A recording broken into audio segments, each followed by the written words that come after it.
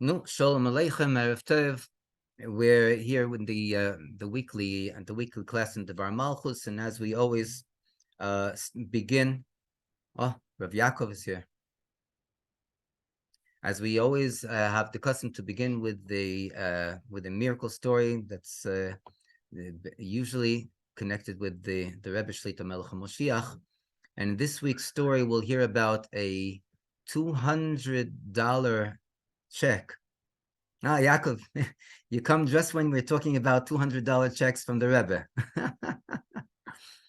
A $200 check from the Rebbe, of which the blessing from the check did not cease to bless the people that received the family of which members of the family that received the check. It's going back in time, but there was an individual by the name of Tamir, who originally was from Yerushalayim. Then he got married and moved to Netanya, and he worked in the diamond borsa, in the diamond exchange in Ramat Gan. And during the time that he was there, they were not the couple was not observant yet, and as was the case, the shliach over there, the head shliach, invited them over for a Friday night for a Shabbos meal. But before we get to the invitation and the Shabbos meal, that was given to them extended to them by Rabbi Volpa, the head shliach. Let's get first of all to the story of Tamir in the diamond exchange. So Tamir is working in the diamond exchange, and as is the situation when things are going slow in the diamond exchange. So what do people do? They get up and they start walking the corridor, and they go into to visit someone else's office, to have a verbringen, to strike a conversation. So Tamir goes into one of his friends' to the office of his friend, and he sees a very strange thing happening. He sees that his friend is throwing things into this enormous garbage bin, and in the bin he sees incredible things. He sees ivory tusks from elephant tusks, and he sees all kinds of mascarot, souvenirs from all over the world, and actually valuable souvenirs. And among the things that he sees is also a picture of the Rebbe, framed picture of the Rebbe. Underneath the picture in the frame is a check of $200 from the Rebbe Shlita Melech Ha'Moshiach, from the Lubavitcher Rebbe. And he looks at his friend, and first of all, he doesn't understand. He asks him, "Why are you throwing away all these things?" So he says, "What do you care?" So he says, "No, really, I'd like to know." So he says that he got into an argument with his father, and the argument, it excelled to the point where the son tells his father that he wants nothing to do. He wants to have nothing to do with his father, and anything that his father gave him or anything that he owns that belonged to his father, he's throwing away. His father also was a very great diamond merchant, and he traveled all over the world buying and selling diamonds. And wherever he was in the world, so he brought his son very interesting and valuable things. And among the things that he also gave his son as a present was this framed picture of the Rebbe with the $200 check from the Rebbe. So Tamir at the time, like we said, was not observant yet, and he didn't keep the mitzvahs yet. But at the same time, he knew who the Lubavitcher Rebbe is, and he knew that the picture of the Lubavitcher Rebbe is not meant to be in the garbage bin. So he says, listen, what about this? And he picks up the framed picture and he says, this isn't supposed to be in the garbage. So he looks at it and he says, listen, that's what I'm doing with all the things that I received from my father. If you want it, you can have it. So it wasn't due to the $200 check that was in the frame. He just felt that he just couldn't leave a picture of a tzaddik of the Rebbe in the garbage. Okay, that day he comes home and he shows his wife the picture, and his wife says, "What are we supposed to do with this?" So so he says to his wife, "Well, it was in the garbage. I couldn't leave it there in the garbage." So they decided they'll put it with all the other very important things that they don't need up in the boidem. they have like a storage space. So he put it there in the boidem as well. And time went on. The shliach, as we said, Rabbi Volpa, invited them for a Shabbos Friday night meal, and his wife accepted. And then his wife comes to Tamir. Tamir's wife comes to him and he says, "Listen, the rabbi here in Netanya, he invited us for Friday night meal. We can't just walk in empty-handed. It's not right. So I want to go and I want you to go and to buy them something. Buy them a box of chocolate, buy them a bottle of wine, and it's Friday afternoon. Tamir is sitting, his legs folded one on the other, with a newspaper opened, and he's reading the newspaper, reading all kinds of stories from the week, and that's the last thing that he wanted to do Friday afternoon, to go out and to do shopping.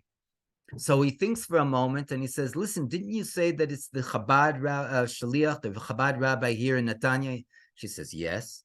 So he says, "Listen, I think I have just the right thing to give him."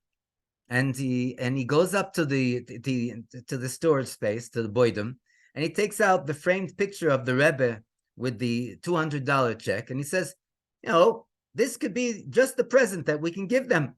So his wife smiles and she says, "Yeah, you know what? You hit it right on the head." Tamir is very happy because any man that can save a few dollars, a few shekels, and time going out, running out and buying a box of chocolate and a bottle of wine just by crawling up to the storage space and taking out something that they don't use anyway, he was very happy.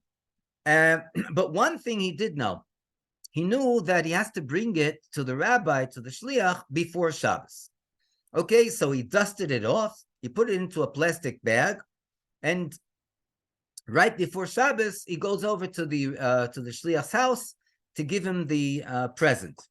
The shliach, Rabbi Volpa at the time, was very, very preoccupied, and he was very busy because it was right before Shabbos. He had to go and he had to open the shul. He had to take care of certain things for the congregation before Shabbos, get things in order before Shabbos. So he thanked Tamir very much for the present, and he took it and he put it away. He put it aside. Tamir was happy. He went back home, and Friday night they turn up by the shliach's house, Rabbi Volpa. They sit down. They have a beautiful Shabbos meal. They didn't talk about the present. They didn't talk about anything. They had the meal. The Tamir and his wife went back home, and that was it. They kept they kept Rabbi Volpa kept tabs on them, from time to time, but they didn't really actually see each other that much. Time went by, and Tamir decided to move from Netanya to Jerusalem. They went and they moved to Jerusalem, and Tamir says that he was very successful in business, and he still worked in diamonds, but he lived in Jerusalem. Great. During that time, he became very successful to the point where he went with a few businessmen to Moscow, to Russia. And while he was in Russia, he was doing business. So he was invited by one of his friends. All the people, all the businessmen were invited to an evening program with Chabad, with Rabbi Lazar of Moscow. It was a fine kosher meal, catered meal. So he said, fine, I'll come. Why not? I have nothing to lose. He sits himself down with his other friends, and within the program, there's a mechira pumbit. There's they're auctioning something off. What do they auction? The mechira pumbit, the auction, is all about $1 from the Lubavitcher Rebbe. It was a framed dollar from the Lubavitcher Rebbe, and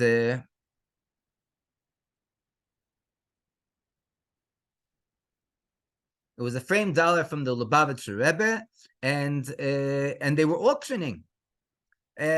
So he's sitting there and he says, "Well, let's hear." The auction started at $1,000 mark. He says, "What? A $1 of the Rebbe starts at auctioning at $1,000?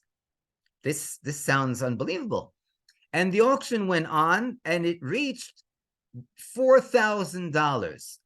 $4,000. Tamir is thinking to himself, and I had a $200 check. You know what $200 is? That's, every dollar is. He made the cheshbon that if $1 is $4,000, so he had a check of $200. That's almost $500,000 that he had. And then he starts getting very upset. He says, "Wait a second. I gave that check to the shliach in Netanya, and he never even said thank you. He didn't tell me a good word. Besides the fact that I want my money back. I want the check back. I didn't realize that it was so valuable. I thought I was giving him a present." Tamir, after he finished his business in Russia, he returned to Yerushalayim. Before he started to go and to sink his teeth into the shliach in Netanya, so he decided, and as of the time that he moved to Netanya, him and his wife became very observant. They became very close to observant Judaism, and so he decided that he's going to ask a Rav, and not just a Rav, but a Admur, a leader of a Hasidic sect. And I think there was if I'm not mistaken, the Bialer Rav. He went to the Bialer Rav, and he tells him the whole story. And the Bialer tells him, "Listen, it's not such a simple story. Sleep the night over it. Come back to me tomorrow, and I'll give you my reply." Okay, as told, he did. He comes back the next day, and the Bialer Rav tells him, "Listen, you gave him this present from out of a complete heart. In other words, the present was a present. Besides the fact that, what do you think that even if he was going to go and to sell it, what do you think he's going to do with the money? He's not going to keep it for himself. He's going to give it to tzedakah, for his Chabad house, for this, for that, for the other thing. So, do you really feel bear a grudge against him? Doing whatever he might have done with the present that you gave him? Somehow, the words of truth have a way to penetrate a person's heart, and this actually soothed him and calmed him down. And he said, "Okay, fine, so let bygones be bygones." And he said, he'll forget about the whole story. Until a short period of time afterwards, he gets a phone call. Tamir gets a phone call in Yerushalayim. Who's on the other side of the line? Rabbi Volpa of Netanya. Rabbi Volpa of Netanya, to what do I owe this honor? So he says, "Listen, we're having a charity today. It's a 24-hour fundraiser for Chabad of Netanya. and I was going through my lists, and I saw your name, your family's name on the list. So I decided to call you personally to see if you're able to go and to give something for Chabad of Netanya. So Tamir says to him on the phone, and how much would you like me to give? He says, how much would I like? Listen, if you could give $1,000, that would be nice. So he says, $1,000? You know what, Rabbi? I'll give you $2,000. He says, really? He says, yes, but not until you tell me what happened to the check that I gave you. And he's like, really, he's really upset. Mele, he forgot about the whole story, but now he's coming back in order to go into fundraise and to take more money out of his pocket. He couldn't believe it. So it was suddenly quiet on the telephone line, and then Rabbi Volpa tells him, listen, I'll tell you exactly what happened. You can ask anyone here in Netanya. The picture with the check that you gave me, I had sitting in my office in the Chabad of Netanya, in right behind me. It was on this buffet together with different important things, pictures of my family and other important things that things that I received from the Rebbe, and that's where I had it for 20 years. He says, what? 20 years? Yeah, 20 years went by. And where is it now? So he says, wait, I'll tell you the continuation of the story. There was a shliach, and this shliach was the shliach of the Rebbe in Ramat Gan. His name was Rabbi Moti Gal, Olav Sholem. Moti Gal, he's a very well-known shliach. He brought many people to tshuva, and he did incredible things. He was even I think a movie producer, if I'm not mistaken. And he produced things for, I think there was a film that I remember of a bar mitzvah program, a bar mitzvah film for bar mitzvah boys, and it was like an adventure film. Anyway, so he passed away, lo aleinu. And when he passed away, so all the shluchim of the Merkaz, of the center of Israel, we all got together, and they came to my office to sit down and to find out how we're going to help Rabbi Gal's widow and son, who was already a younger man. He got married, in order to prop them back on their feet so that they'll be able to go into to continue the work of the Chabad house. And as we're talking, and we're thinking of different ideas, so someone points to the Rebbe's picture in back of me, and he says, listen, you can go and you can sell that picture with the Rebbe's check, and you can put it up for auction, and with that money you will be able to go into to sustain the Gal family, Rabbi Moti Gal's wife and son. It was very difficult for me, the decision to go into to forego such a thing, but I believed that at the time that there was nothing more important than to go and to sustain the family of a shliach of the Rebbe, and this was definitely what the Rebbe would want me to do. So they went and they auctioned it off, and there was a very wealthy person. He actually he lived here in Rosh Pina, but since then he moved. Oh, what was his name? He was a very big, and he had a high-tech business. Rabbi Shlomo Kalish is his name, and apparently the shluchim here in Israel, they're not as good businessmen as the Russian shluchim. So the check of $200 from the Rebbe, they auctioned off for $25,000. which was a very substantial amount, and this amount of money was given to the Gal family in order to go and to be able to give them the ability to continue until they are able to stand on their feet. Great. And so that's what happened to the framed picture of the Rebbe with the $200 check. When Tamir heard this story, he was very moved, and he said, "Wow, that's unbelievable. I mean, now that I realize the value of things, I realize how much that you sacrificed from your own self in order to go into to auction off the $200 check." And he asked forgiveness from Rabbi Volpa because he was angry. He was at the beginning, he was angry, and he gave the donation that he said that he would give. Okay, the story is not over yet.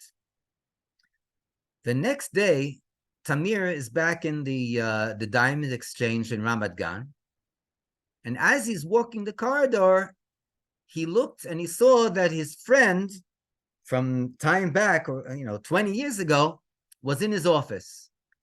And he decided to take the opportunity. He walked into this friend's office and he said, "Listen, I have to ask you a question, and please, I pray that you have the answer." He said, "What? Ask. What's the problem?" He said, "You remember 20 years ago when you were throwing away things, from your father?" He says, "Yeah, sure, but since then, things were patched up between myself and my father, and everything is, Baruch Hashem, everything is forgiven." He says, "No, I'm very happy to hear about the family situation, but I have to know, where did your father get that $200 check in the first place? How did it come to his hands?" His friend smiles and he says, "I'll tell you the story." He says, long ago, there was a rabbi that was here. He was here in Ramat Gan. He purchased a very big hall. It's almost opposite, right? It's across the street from the Diamond Exchange, just a few hundred meters down. And he purchased this hall, and he got into very extensive debt. Beyond the fact that he was running many programs. He was running a soup kitchen, he was running a yeshiva, he was running the Chabad, and he said this was a shliach of the Rebbe, and he was running the Chabad house. His name was Rabbi Moti Gal. I said, "What?" He says, "Yeah, that's what that was his name." Okay, carry on. So he says, Rabbi Moti Gal one day showed up on the doorstep of my father, who was, he was also in the Diamond Exchange. And he told my father that he's above and beyond his head in debt, and all the checks that he's given out for the soup kitchen, for the yeshiva, for the Chabad house, he has merchandise that's coming in from abroad. All the checks are going to bounce. The first of the month, everything's going to bounce, and he desperately needs a loan. And so my father asked him, "How much do you need?" He says, "I need a loan of 100,000 shekel." He says, "Loan of 100,000 shekel?" He says, "Yes, and believe me, I'm good for it. I'll make sure that you get your money back." My father looked him in the eyes and he said, "Listen, I'm going to give you 100,000 shekel, but the 100,000 shekel that I'm giving you is a contribution to your Mosdas, to your institutes. On top of the 100,000 shekel contribution, I'm going to give you another 100,000 shekel loan. And that loan, when you have the money, you'll pay me back." Wow, Rabbi Moti Gal couldn't believe his ears when my father told him this. He went back home and he was thinking, what can I give this person to show my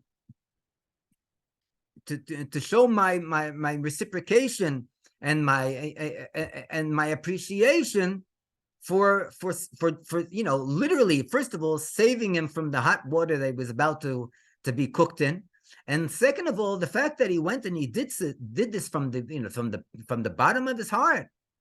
100,000 shekel contribution, that's not small money, and another 100,000 shekel as a loan. So he was looking around in his house, and yonder and behold, he sees a framed picture of the Rebbe with a $200 check that he had. How did he get the check in the first place?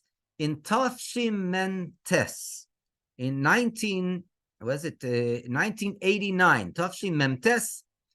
It was before, it was even before 89. It was already 80. It was still at the end of 88. So the Rebbe went and proclaimed the year Tafshin Memtes as Shnas Habinyan, the year of building. And the Rebbe promised that anyone that goes and builds, opens a new building, opens a new institute, even adds to the existing building that he already has, so the Rebbe is going to give his participation to this person. People from all over the world, not only Chabadniks, not only Chabad Hasidim, even other people that were not, good Jews that were building, they all wrote into the Rebbe, and the Rebbe gave them a participation. Some received a certain amount, and others received a larger amount. Rabbi Moti Gal, because it had to do with his Chabad house, he received a check of $200 from the Rebbe. He never cashed the check. He framed it with a picture of the Rebbe, and he kept it. And then, when he wanted to show his appreciation to my father, he says, he gave my father the picture with the check as a present of appreciation for the act that my father did for him. And that's the picture that you found in the garbage bin that you saved. And then Tamir filled in the missing pieces of the puzzle, and he told his friend, this is the picture that I gave the Chabad rabbi of Netanya, a present before we came to eat by him for Shabbos. This is the picture that the Chabad rabbi of Netanya kept for 20 years until Rabbi Moti Gal passed away, and this is the picture that he auctioned off in order to go and to have the money to give to the widow and the son of Rabbi Moti Gal to prop them up on their feet in order to go and to give them the ability to continue the Rebbe's work in Shlichus. So we see that when the Rebbe gives a blessing, it doesn't even matter if the check is there with you, if it's not there, $1, a dime, whatever. The fact of the matter is that the blessing is eternal, and the blessing obviously also helped all the people that had the $200 check in their possession. It helped everyone, Tamir, his friends, and everyone else that had it. So here we see how great it is to be able to have a property that we receive from the Rebbe. It's the blessings are endless, and the blessings continue to go on forever and ever, even though it might not even be in our possession. And then we see that this is definitely the case in regard to the Geula, in regard to the redemption, in regard to the coming of Mashiach, that there is no doubt when the Rebbe goes and says words, when the Rebbe, in other words, gives a check, the Rebbe's checks don't return. The Rebbe's checks don't bounce. And this is exactly when we're talking about Mashiach and Geula, that we are the last generation in Golus and the first generation in Geula, and that we are already in the Geula, already in the redemption. All we need now immediately is the revelation of the Rebbe Shlita Melech Ha'Moshiach, so that we'll be able to see him with our eyes of flesh and blood, and it should be Teichef Umiyad, Mamish, Mamish, Mamish, immediately, in actuality, now. Amen. Yichi Adonenu Morenu V'Rabbeinu HaMelech HaMoshiach Le'olam Voed. Amen.